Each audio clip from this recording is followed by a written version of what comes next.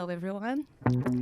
Thanks for tuning in. My name is Marcela Bonancio, and I am a neuroscientist educator, graduated from Teachers College, Columbia University, class of 2025. I'm also a member and former director of Media and Partnerships at TCPIS, and TCPIS stands for Teachers College Interdisciplinary Psychedelics Society. At TCPIS, we invite people from the field of the psychedelics to share their wisdom and work with us. Today, I am privileged to have Glauber Loures, a friend and brother in the plant medicine path. Glauber Loures is a PhD, sociologist, researcher, educator. He colleagues alongside with his wife, Jaqueline, a Santo Daime church in Brazil called Céu Divina Estrela. Together, they also founded the Psychedelic Parenthood community, a nonprofit organization supported by MAPS, and Jornadas de Cura, a retreat center in Brazil where they facilitate deep transformational work with Ayahuasca.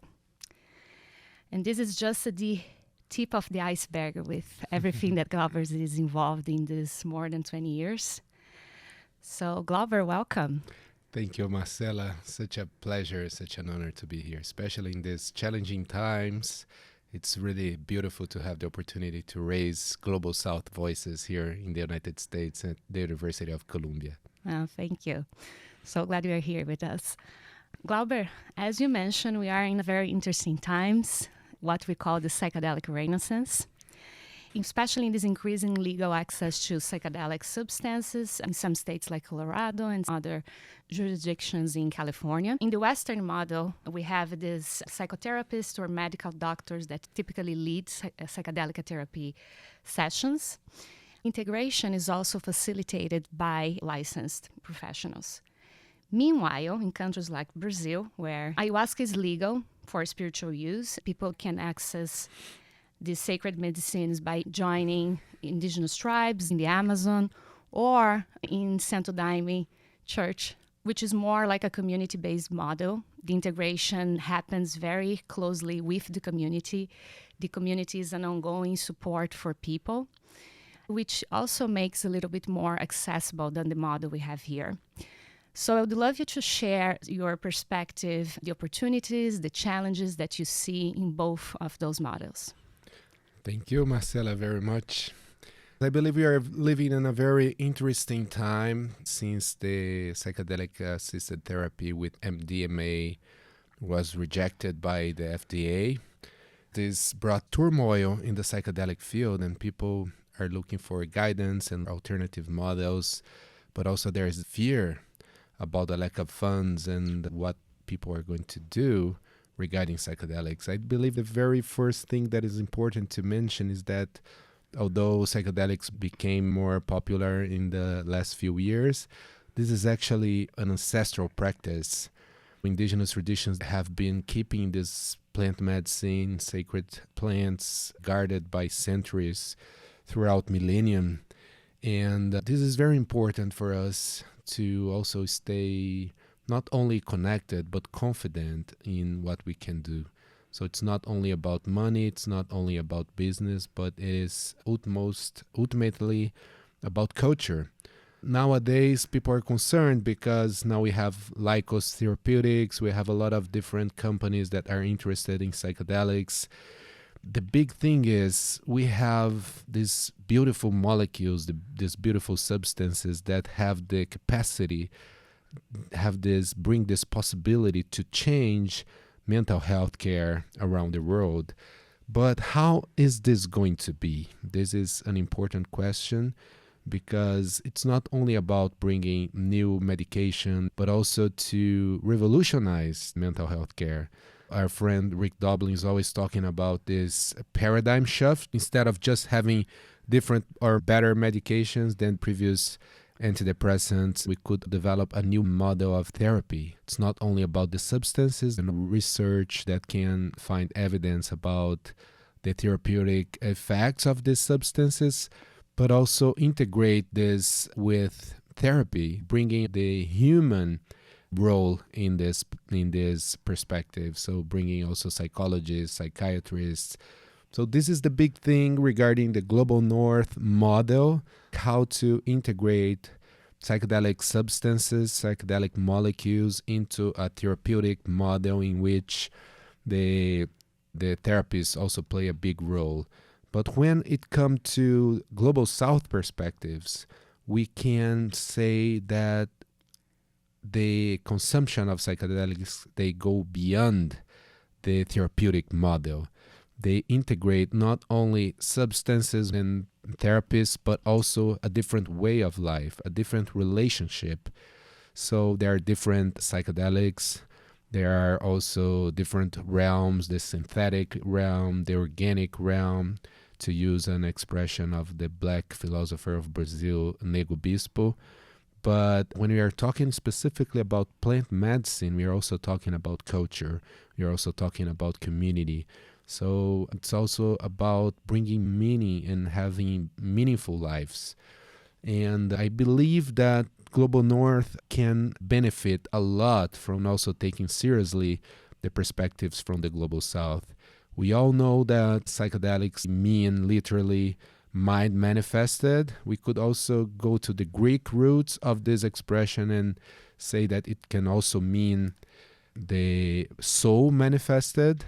Now I think we are in a time in which, regarding all the politics, wars that the global community is facing nowadays, all the challenges that people are facing here in Colombia, for example. So I believe that we should go beyond the mind. We should be able to open our minds to welcome other perspectives as well. I like to bring to the discussion another Greek concept that is metanoia. Metanoia is not the mind manifested. Metanoia is the profound, it's beyond the mind. Literally, meta, beyond, noia, the mind, so beyond the mind. I believe that now we are in a position to have a deep transformation in the heart of the psychedelic field. Now that we are facing challenges regarding fundraising, support in research and everything, I believe that instead of trying to go faster and receive more funds and make all these agreements and deals with big pharma and companies, we should go a little slower and understand that we could also bring the cultures of resistance. So my point being, we have these different models in the global south, in the global north, but if they can be integrated, I believe this would be the most potent idea that we can have, because we can also understand that healing is not only an individual matter. For example, depression is not something that is making 1, 2, 1,000 people suffering, but millions and millions of people are suffering from depression, the whole world, which means that the roots of the depression epidemics is collective, is social, is civilizational.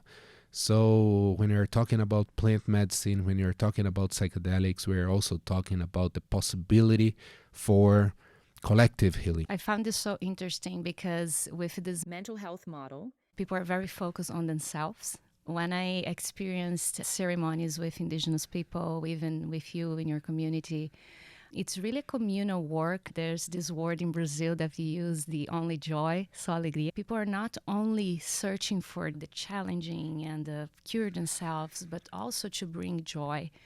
And I find it is very different actually from the models here.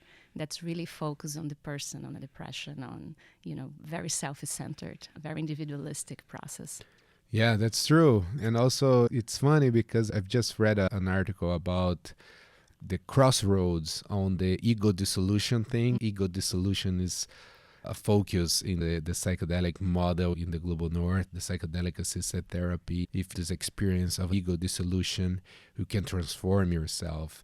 But if you are going to take seriously perspectives from the global south, ego dissolution is just a small part of the psychedelic experience. So more than dissoluting our ego, we should remember our origin, because here in the global north, we also are under this umbrella of what we can call the bifurcation of nature. So we have on the one hand human beings and human civilization, human culture, and on the other hand the natural world. But for many indigenous peoples, there is no separation. There is no word for nature, for example, because they acknowledge that human beings are part of the otherness, are part of the cosmos, are part of what we here in the global north call nature. So I believe that more than searching for an ego dissolution, we should seek an integration of our models of life with nature. And this is very interesting because some indigenous representatives, they don't like the concept of psychedelics at all. They don't accept that they are part of a psychedelic field because for them it's a different thing when you're talking about plant medicine or sacred substances. About 2 years ago, a group of indigenous scholars wrote a very interesting and provocative article on this matter. They coined a different concept to express different things about the same molecules, the same substances. Instead of talking about psychedelics, they proposed the idea of kindelics because it would be more connected with kinship. For some indigenous cosmologies, psychedelics would not be something individual, like you are going to have your internal journey, individual journey. It would be more related to our bonds of kinship. So instead of manifesting our minds, psychedelics would manifest our kinship, our relationships between ourselves and nature. I think this is a very interesting shift that also provokes us to defy our very notions of things that we believe everybody shares. For example, the concept of healing. What is healing, right? The concept of transformation. What is transformation? Healing for a person that is just seeking for having more creativity or just looking for another job. But healing, when we are talking about whole communities, can be understood as something different. When we are talking about ceremonies here in the global north, we see people asking for a promotion in their jobs, for example. And when we go to the Amazon rainforest, we see people interested in healing the river, the mountains, the sky, the air, and so on. So I believe that we are in a good position also to reconceptualize these concepts in order to have a different perspective about psychedelics and their potential. I was with the Huniku in February, and they are actually more opening. They kind of left the jungle many years ago and started to kind of spread the work. A concept, a cosmology from the Huniku that he explained to me was that they are in a time right now that they call themselves the people of science, and we Western are the people of technology. And right now is the time that they are weaving those both worlds. They use airplanes and boats. They use all the technology that we have available so they can travel and come to us also, which I agree with you. When I was with them towards the end of the ceremony, he was really talking about that. They're fundraising around 20 million just to buy land in the Amazon to keep all the Hunikuin together, but also buying land to kind of keep the rivers, especially to protect the rivers, to protect the land from the deforestation. So it's a very different way that we here, buy land to develop, for example, and destroy. I find that very interesting. You brought a lot of different layers and things that are very exciting to talk about. For example, about the very purpose of psychedelic-assisted therapy and the goal of everything that is going on regarding psychedelics and the psychedelic field, for example. So what's the point? If you are just looking for another medicine, maybe better medicine compared to traditional standard as our eyes, we have a big chance to make things successful. We could go beyond that. We could talk about eco-anxiety. We could talk about climate change, because we know that indigenous lands, they're more protected than federal reservations in Brazil, for example. So if we take this seriously, we are in a position to change the future for the whole humankind, for the whole ecosystem, because if we understand that these plants, they have also personhood, these plants are also living beings. If we could bring here the concept of cosmopolitics, for example, that is something that is missing in the psychedelic discussion, the rights and also the wishes of the non-human entities. So what would the peyote cacti say about peyote consumption, for example? If you could consider all these living beings as part of the conversation, we would be able to make different decisions. And another thing, because you mentioned science, I believe it's important to give a central and deserved role to indigenous voices to change the way we express ourselves when comparing indigenous cosmologies and Western cosmologies. This is something interesting, like when we are talking about research that is carried in the West, for example, we are always talking about science and knowledge. And then when it comes to indigenous perspectives, you're always talking about wisdom.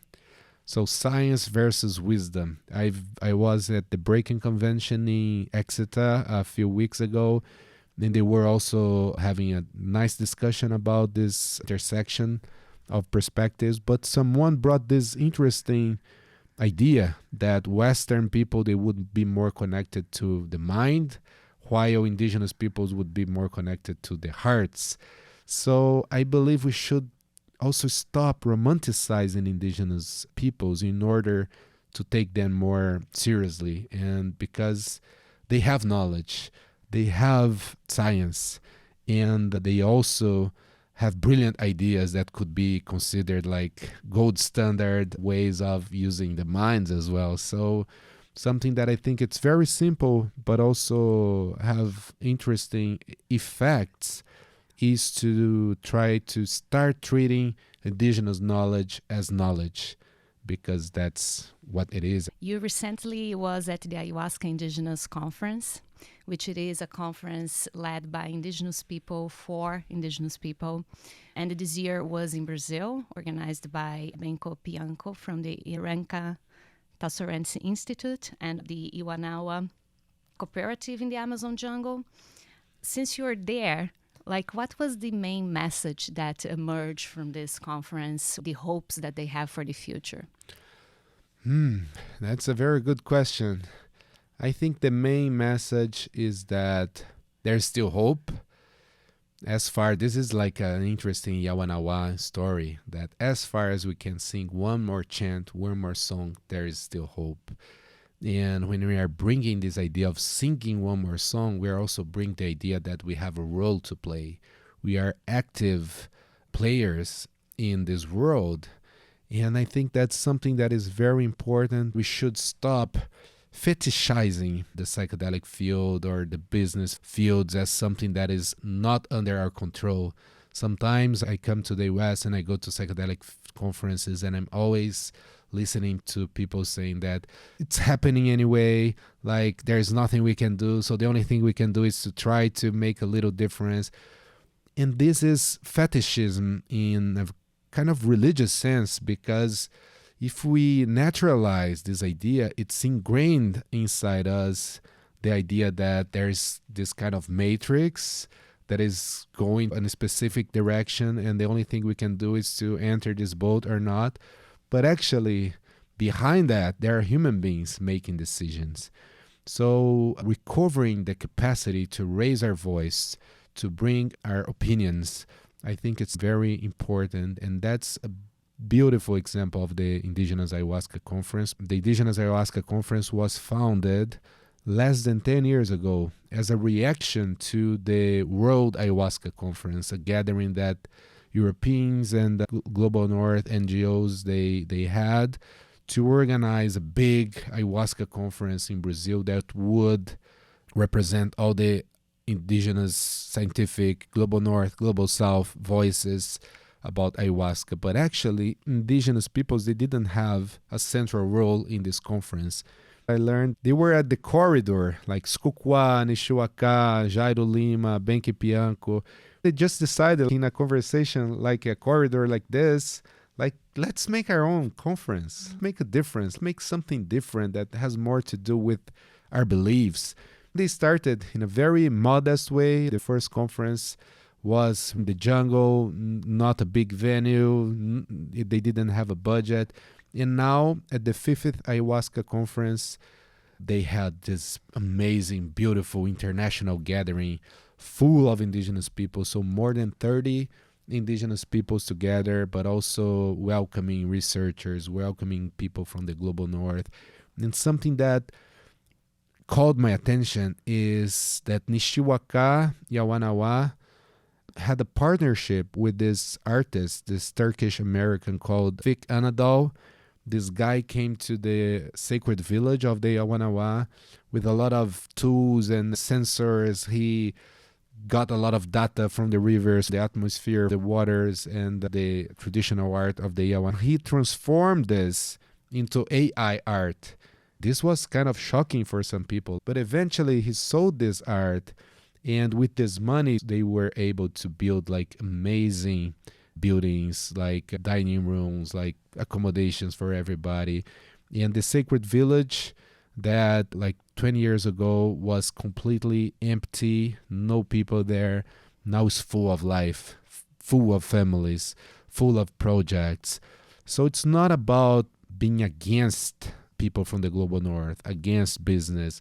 It's about bringing indigenous voices in the central place, on the stage, to make decisions. And this is something that I also got from this conference and from other indigenous voices. We could talk about cosmic diplomacy. I believe this is a very beautiful concept. This came to my mind when I saw the indigenous philosopher Ailton Krenak calling Davi Kopenawe Yanomami a cosmic diplomat. And then I realized, wow, that's what these guys are doing. They are fostering cosmic diplomacy. They are navigating throughout different worlds, throughout different languages, throughout different models. From that, they are able to foster all these alliances that are actually supporting indigenous villages and also defending the Amazon rainforest. So when I see indigenous voices and people's traveling from the global south to the global north, you mentioned the Huni Queen here in New York. I know that some of the Yawanawa, they're coming. Benke Pianco is traveling around. This is a very beautiful way to practice and exercise cosmic diplomacy. I believe that cosmic diplomacy is something that is real and it's possible, but also we can take a lot of benefits from the model of the conference itself. And again, Western minds are separating everything in different containers. We go to psychedelic conferences and they are not psychedelic at all. Very square, people going to the stage, talking for 10 minutes, and there are no families around, no children around, no elders around. And then you go to the Indigenous Ayahuasca conference and you see panels that last forever. The point's not only to present an idea and then go to the after party, although the after parties are amazing as well. The point is to make decisions, to deliberate, to get consensus, to really foster big alliances that can face the challenges that we live. And the other thing is that before the speakers went to the stage, they would take a big, massive dose of rapé sometimes, and there was a jar of ayahuasca on the table. They would take a dose of ayahuasca before speaking, which also brings a conversation about what these substances are. If we believe that they have this higher intelligence, they are also sacred shamanic technologies, we could also think about trusting the wisdom, the knowledge that these medicines can bring to us, not only in clinics, but also in our lives, including conferences. And the other thing that I saw was very beautiful because I saw a lot of mothers breastfeeding their children, which is very different from our Western model as well. I believe that's not only a matter of criticizing the Western model that also has a lot of very interesting things, very beautiful things, but it's a matter of bringing to the discussion different possibilities, different paths, different ways. When we talk about preparation, when we are talking about facilitation and about integration, that is a big subject, there's not only one model, there's several possibilities. And I believe that we should be open to these possibilities also to adapt our models into different people, different settings, different substances, and so on. And now they made this beautiful statement, and that's the other thing about the conference, because a lot of Westerners, they still believe that indigenous peoples, they are there in the jungle with like traditional things and that's it. But actually they're having very high level conversations about benefit sharing, about patents, for example. And we know that only if you talk only about ayahuasca, the West tried to make patents more than 400 times only in this century. So the discussions that the indigenous peoples are doing right now, they're not only locally based, but they are talking about the whole international landscape. Next year, they will hold in Spain the very first Road Ayahuasca conference led by indigenous peoples in alliance with West organizations as well. I was in 2023 at the Psychedelic Conference, and I was in a neuroscience workshop. All the neuroscientists from Johns Hopkins, from all leading universities, were very worried about pharma, specifically with psychedelic substances. They all cause plasticity in the brain, right? But other substances like cocaine, for example, also produces plasticity. But psychedelics, they produce what we call metaplasticity. And they were very concerned about this rushing to pharma with the patents and actually changing the molecules to have more efficacy. And then it becomes something that's not an addictive substance to maybe has the possibility of become highly addicted if they start to change the molecules because of the metaplasticity. They were actually very we should be, like you said, a little bit more slow. Because now in the global north, we have addiction epidemic problem. And they are very concerned that psychedelics, in that sense, with pharma, with the patents, can become something that's going to be even a bigger problem that we have right now. Yeah, and you brought also an interesting conversation because for those who are listening to this podcast and are also getting interested in psychedelics, we are always talking about the war on drugs and how this also is a very big problem and everything. But actually, there's no war on drugs. There is a war on the otherness, a war on cosmologies. And this is a concept that Nego Bispo coined, that is cosmophobia. Because actually the Western system or the Western politics or whatever you choose to call it, this model of dealing with the difference is not against drugs at all. We know that we were just talking about Adderall. There are tons of adolescents taking Adderall right now. Like when a child is born, after a couple of days or maybe months, they're going to be on drugs because we give sugar to children that is very dangerous. We should understand that there is a lot of prejudice and social stigma ingrained in the way we treat different substances. So believe that good scientific research is crucial to provide people with a better model of mental health care. But this science should not be connected with social stigma, social prejudice. For example, something that we've been trying to do in the field now is to talk about families, because family is a big thing, like in the whole world, but specifically about when we are talking about the U.S. context, family is really important when we are talking about mental health in general. Like a lot of trauma come from people's childhood and the lack of parents or parents who abused them when they were a child and so on. And so I believe that's important also to bring families to this field. As a father of 3 little children, I believe that when we are in community, expressing ourselves and also opening the space to talk about these substances, to talk about psychedelics, plant medicine, we can raise awareness on the problems of the overconsumption of drugs, for example, in a very good way.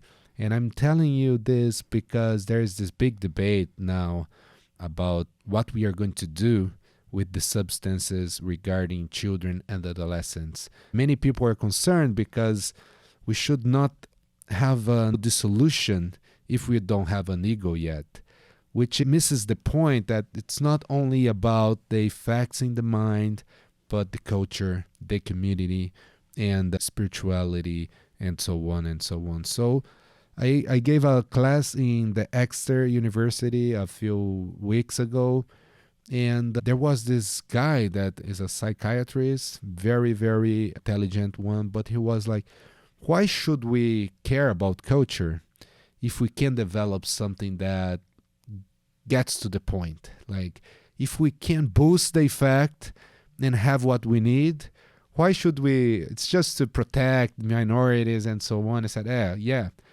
protecting minorities, validating their cosmologies, and also guarantee the civil rights for social minorities is very important, but it goes beyond that.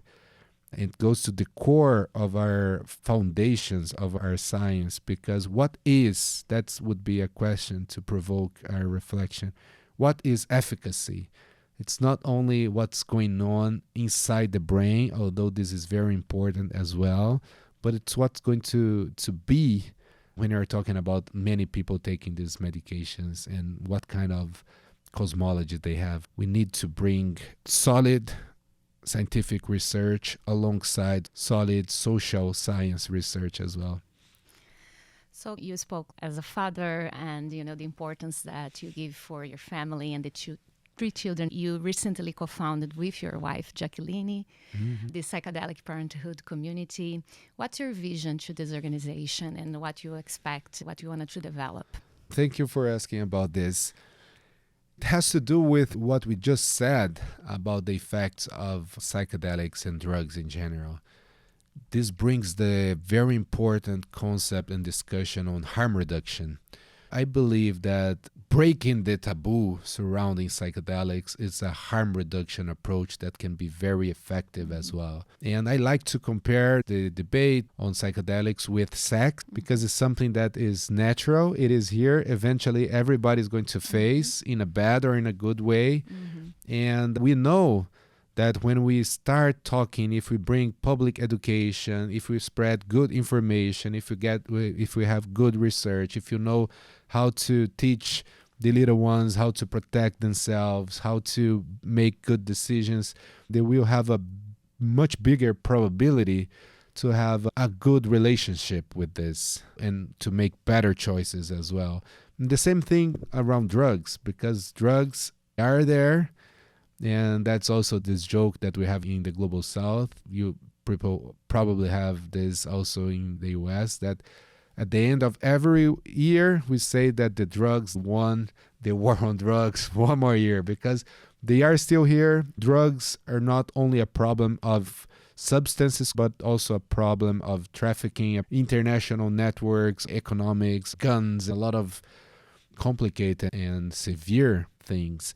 So I really believe that we should talk about healing, community, and education altogether. So this is important to say that when you talk about the psychedelic parenthood community, the goal is not to offer drugs or psychedelics to children and adolescents.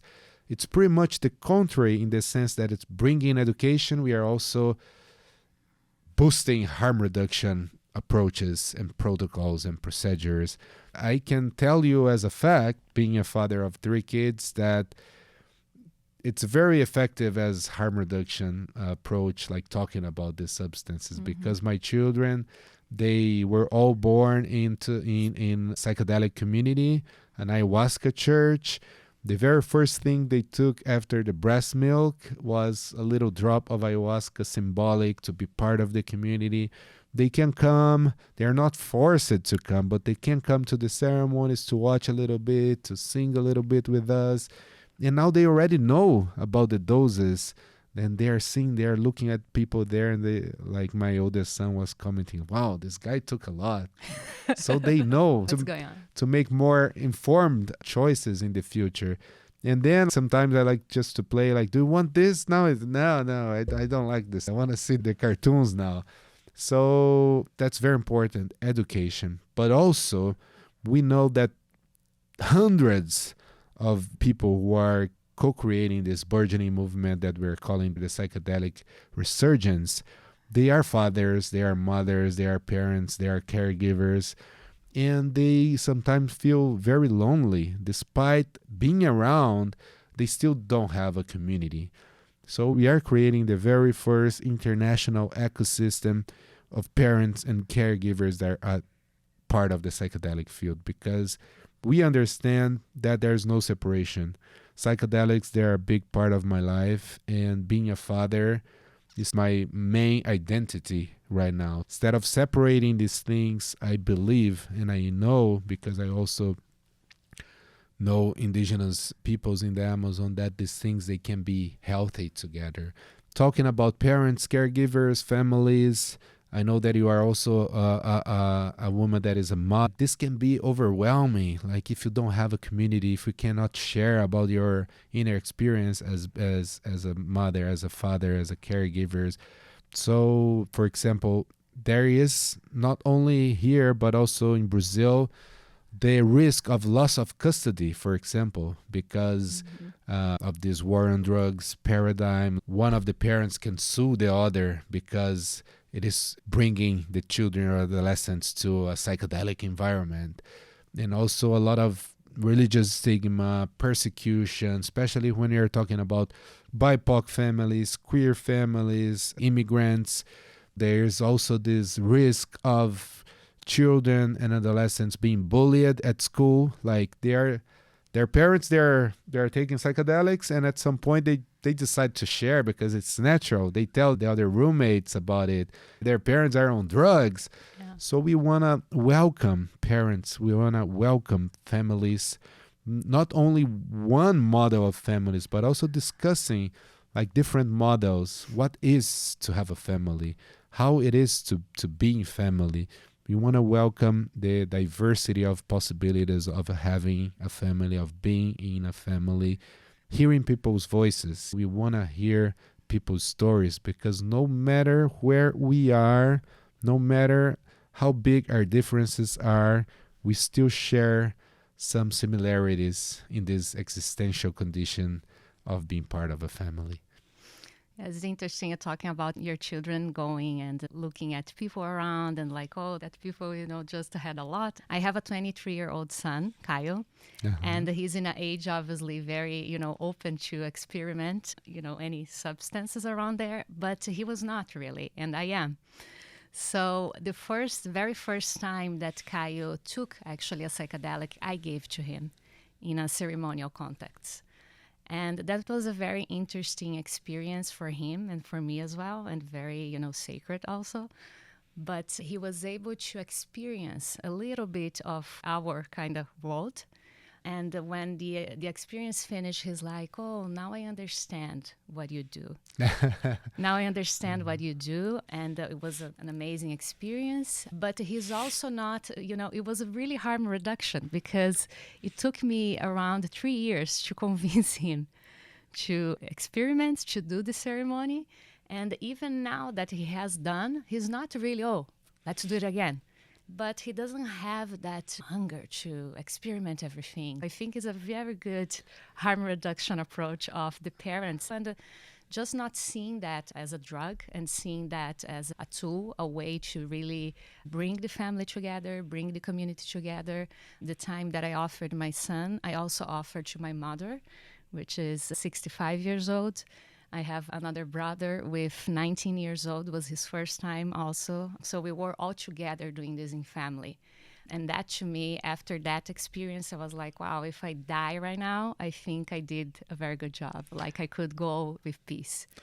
That's beautiful. Thank you for sharing. And this brings a lot of interesting points as well. Like in the 60s, the adolescents would hide the experience from their parents. And now the parents are hiding the experience from their children, which is interesting because we see that a lot of people, they're getting to know psychedelics because now psychedelics are becoming mainstream, but they don't know how to share with their children. They're afraid that my children are going to believe that I'm crazy or I'm addicted now. That's why we believe that having a community of parents can be very supportive as well. Also to develop ways to share these experiences with our families, with our children, with the little ones, but also including the elders. This is something that differentiates the Western world from some countries in Asia and the indigenous villages in Brazil and Peru, for example, is that the elders are not really respected. So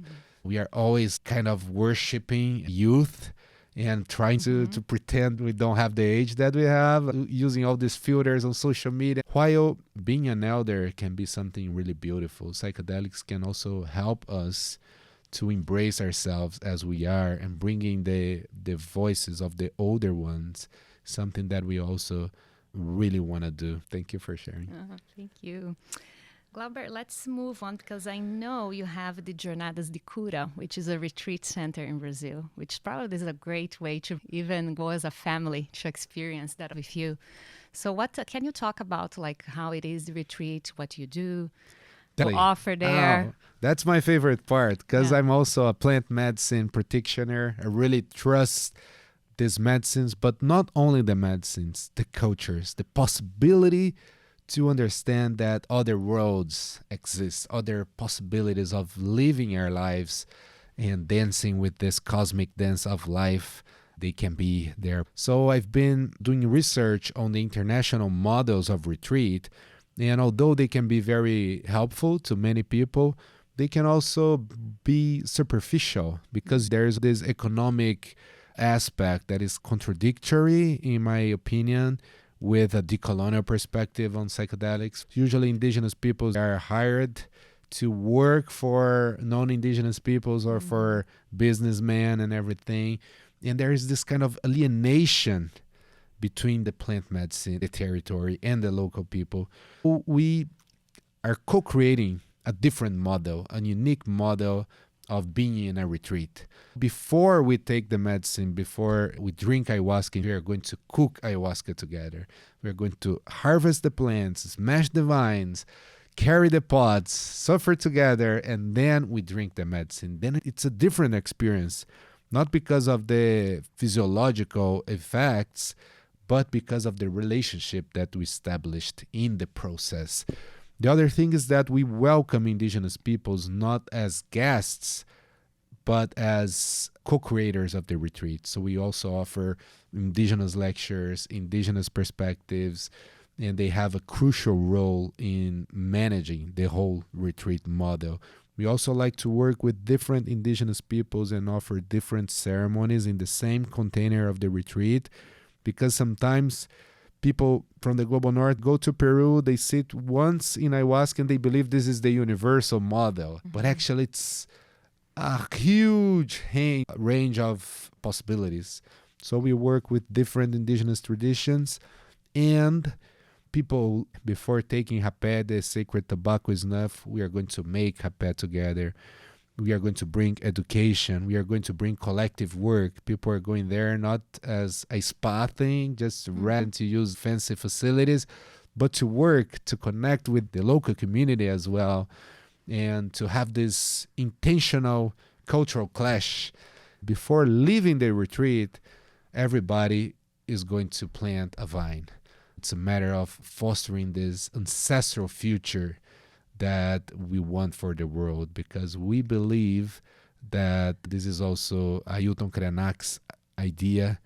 The only sustainable future possible is the ancestral one. Indigenous peoples have been surviving the end of the world for centuries, and all these beautiful ancestors, the mountains, the rivers, the plants, the vines, they can also help us to navigate and to feed the new generations with plant medicine. And that's the reason we also like to treat the territory well. We also like to plant the seed, and eventually this seed is going to become a huge vine that eventually is going to become medicine. I really believe it is possible to integrate different perspectives. So it's not a matter of choosing between the Western model or the indigenous model of dealing with psychedelic substances. It's about discovering a way to foster different conversations and to go deeper into cosmic diplomacy to get the benefits for the individual mind, but also for the collective life that we have together. I also saw some photos from your retreat in January, which unfortunately could not come. but I'm definitely going The next one. from what time to what time? The next retreat is Yeah. scheduled for January from the 23rd to 30th. I saw some photos of the meu boi, which is a culture from the Northeast in Brazil. I found that so interesting that you're doing this not only for the experience, but also to educate people in the culture of Brazil. That's such a rich country, not only culturally, but also spiritually. In Brazil, we have all this spirituality from so many realms, from the African roots with Ubanda, Candomblé, and then we have the indigenous people as well with their own cosmologies. And we have so many other, like, spiritism with Allan Kardec, which is pretty much that I grew up with. I find that incredible that people can go to your retreat and learn from and understand all those different cosmologies and lineages. So I would say that regarding psychedelics, everything matters. For example, if I ask, who are you? It's not only a complex question, but it's also you are the clothes that you choose to wear, you are the city you live in, you are the relationships that you have. So setting matters a lot and territory matters a lot. So I really don't believe that psychedelics, they are detached from life. Mm-hmm. So they are embedded, they are within the culture, within the life. So that's what we also wanted to honor the territory. We like to honor the local Brazilian culture. We not only bring psychedelics to the experience, but we bring Brazilian culture. So we have the Jurema ceremony with Jurema songs. We have the cacao ceremony with maracatu from Pernambuco. We have Brazilian Minas Gerais food. We have Brazilian jokes, capoeira, and everything all together. Also to let people know that they should explore more, not only their individual minds, but all the possibilities that being in contact with the otherness can bring to us. Yes. And in Minas Gerais, which is as the best food, in my opinion, from Brazil, the best pão de queijo. So yeah, it should be super interesting. I can't wait to go and enjoy that with you. Thank you. Also, considering that you are going to be there, I also want to let people who are watching to know that we always have the best groups and the best group of people. And if you like the New York pão de queijo, cheese bread, wait until you get the real one. Glauber, I honestly could be probably like in a ceremony with you talking about 8 hours, but I think we are almost running out of time. So any final words that you want to share with us? Oh, yeah. So we are living very challenging times, and I consider it to be very, very symbolic to be here at the Columbia University, seeing all the students resisting. Thank you for bringing me here. Thank you to the Columbia University to have me here. And I would say that, and this is something I also got from the Indigenous conference, that joy is a very powerful tool that we have, a very beautiful way to resist. Don't let all the politics or the social landscape surrounding you let you down, because joy is actually the future. Joy is actually resistance. Joy is actually one of the most powerful psychedelic experience that we can have. So that's why I want to close saying, only joy, só alegria. Só alegria. Thank you so much, Glauber, for coming today. It was an honor to have. Please come back anytime. And I hope to see you soon. Obrigado, Marcela. Thank you. Thank Obrigada. you very much.